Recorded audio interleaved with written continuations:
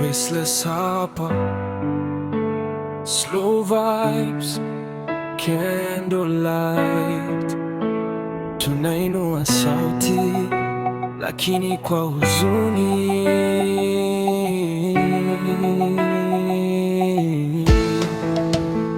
Johana Ngeno, pumzika kwa amani. Machozi yanatiririka, mioyo ina majonzi, hatuna jibu bado.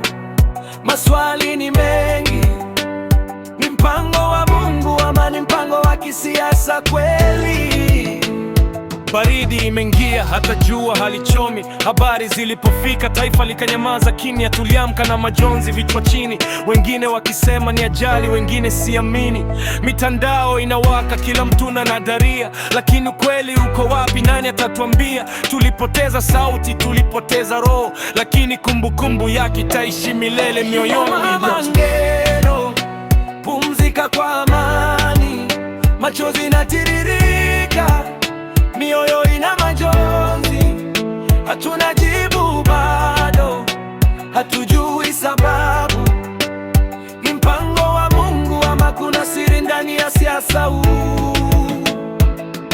Wanasema muda huponya majeraha, lakini leo bado tunauliza maswali bila majibu sahihi. Je, ni bahati mbaya au kuna mkono nyuma? Historia itahukumu, ukweli utaibuka juu kama jua. Familia imebaki na pengo lisilozibika, marafiki na wafuasi wakilia bila kificho. Faceless kwenye beat, lakini sauti ni ya umoja. Tunaomba amani, haki na mwanga wa kweli ujitokeza. Moyo unauma lakini imani ipo.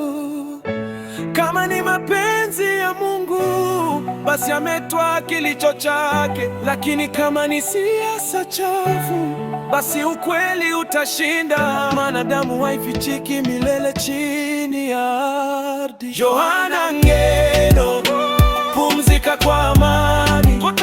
Tutakumbia kila siku, jina lako halitapotea. Hatuna jibu bado, lakini tunasubiri ukweli ujitokeze, taifa lipate amani anga. Faceless out. Tumepata habari ya kwamba mjumbe wa MK pale Kipsigis, Johana Ngeno, ameaga dunia kwa ajali ya helikopta. Sisi tunataka kuuliza uchunguzi kamili, kwa sababu tunajua huyo kiongozi amekuwa na pingamizi kali pale kwa Kipsigis, kwa sababu amekuwa kingpin ya wa Kipsigis. We want to call for a very thorough investigation into the helicopter crash that has killed the Honorable Johana Ngeno.